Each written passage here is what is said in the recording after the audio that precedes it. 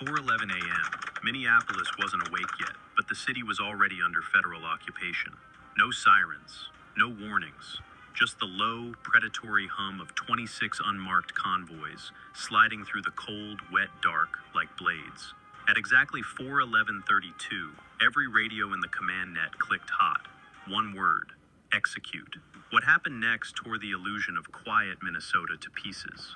FBI, ICE, and DEA strike teams hit 12 locations simultaneously, moving with the cold precision of a military assault. Front doors shattered, windows imploded, hallways shook under the weight of boots and breaching rams.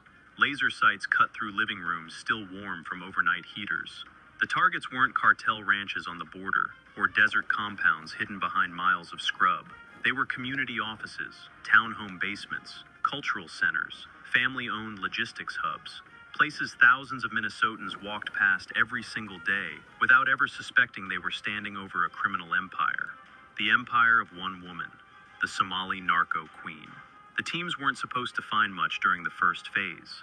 Paperwork, maybe some cash, a burner phone or two. Instead, within minutes, agents began calling in discoveries that made no sense. Not for this neighborhood, not for this state, not for anything that was supposed to exist this far north. Under the suburban home of community leader Ibrahim Ali, agents found a floor panel that shouldn't have been there. Beneath it, a steel hatch. Beneath the hatch, a staircase descending into a bunker no one could explain. The air was cold, sterile, machine-dried. Lights flickered on motion sensors. And then the truth came into view, row by row. Industrial shelving lined with vacuum-sealed fentanyl shipments stacked taller than a grown man. Gun racks holding modified rifles imported from East Africa. Smartphones in dozens, all labeled, all logged, all wiped clean. Thermal crates full of precursor chemicals still warm to the touch. A wall-mounted map of the upper Midwest, covered in precise, intersecting red lines, marking routes no one had ever detected on federal telemetry. On a center workbench, laid out like an altar, sat a tablet left in sleep mode. One touch woke it. One image froze the room.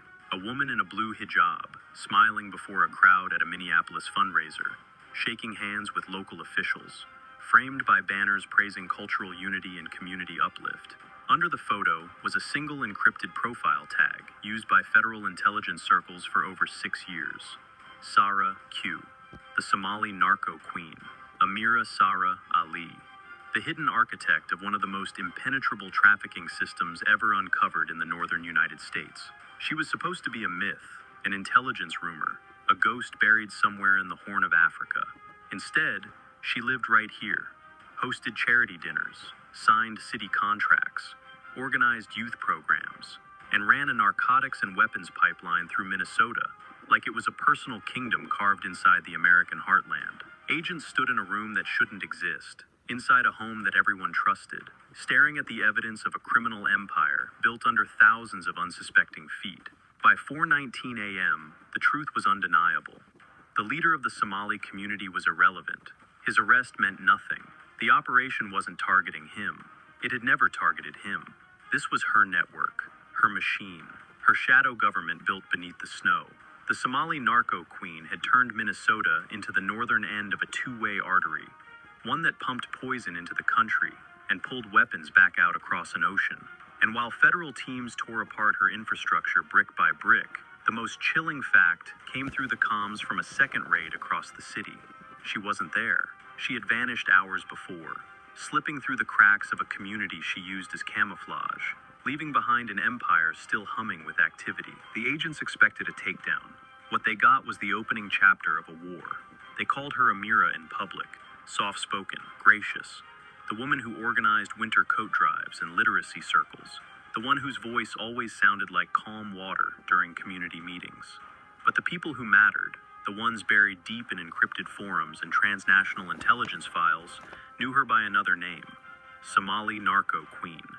Long before she became the phantom ruler of Minnesota's northern corridor, she was a child of Mogadishu's debris fields, not born into crime, born into collapse. She learned early that power belonged not to the strongest, but to the ones who understood structure. While other children memorized prayers, she memorized the rhythm of moving cargo, which trucks were bribed, which routes changed weekly, which militias taxed which streets. She learned how to watch, how to disappear, how to move between factions without ever belonging to any of them. By 16, she had seen enough war to understand the most valuable lesson chaos can teach. Survival is an engineering problem, and she was born an engineer. Her arrival in Minnesota came wrapped in legitimacy, humanitarian approval, sponsor family, community paperwork so flawlessly assembled it disarmed every question before it was asked. No one looked twice at the quiet young woman volunteering at ESL classes or helping elders navigate health forms.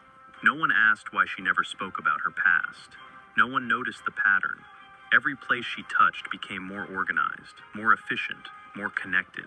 Everything she built looked like compassion. Everything she built could double as a supply chain. Her first recruits were not criminals.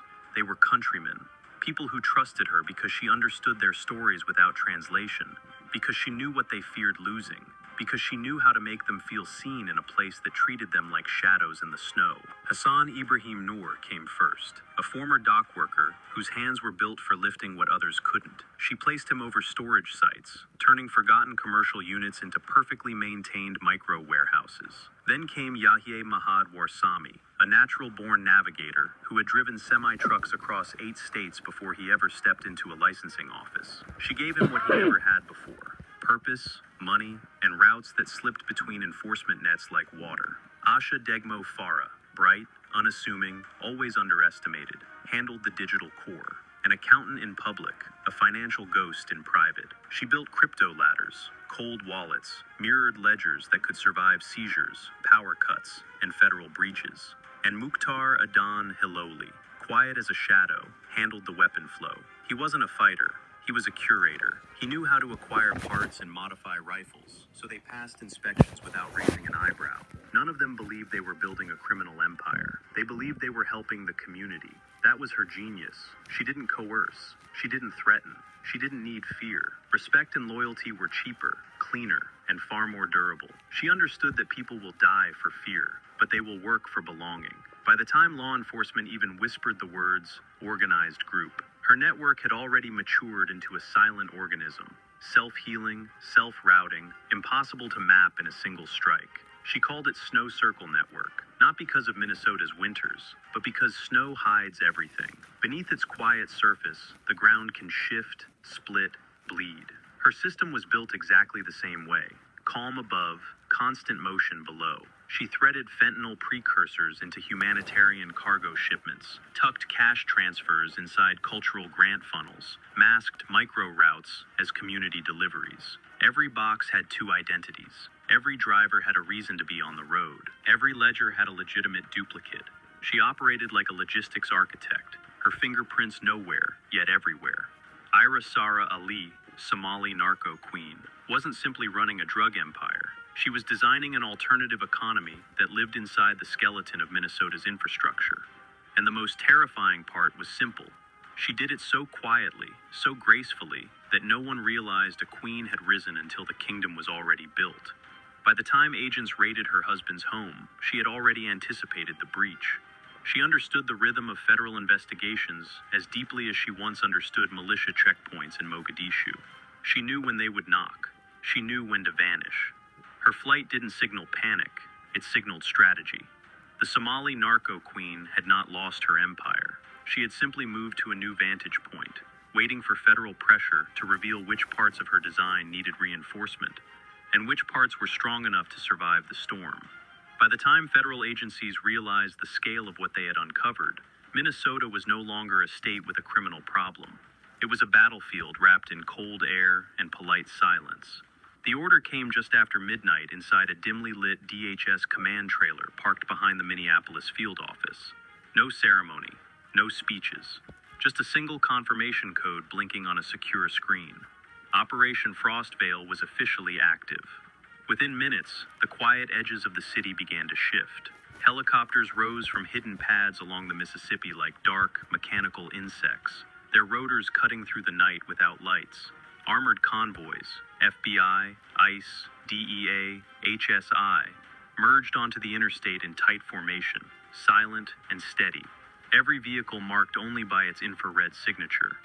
Frostvale wasn't a raid.